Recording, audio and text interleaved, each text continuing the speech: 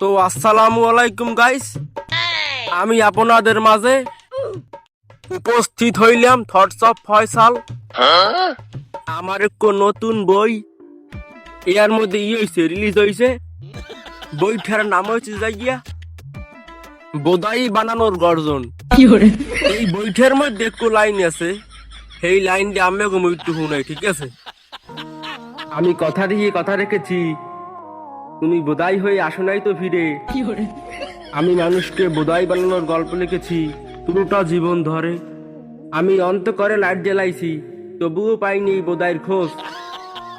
আমি মানুষকে বোদাই বানানোর অপেক্ষায় ছিলাম, এখন আমার স্বপ্নটা হয়েছে বাস্তব।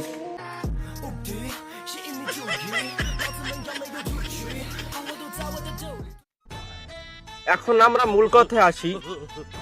আপনারা তো শুনলেন যে আমার এই বইতে কি কি আছে, ঠিক আছে? তো দাদরা, এখন আমার এই বইটা নিতে হইলে 21,000 টাকা লাগবে।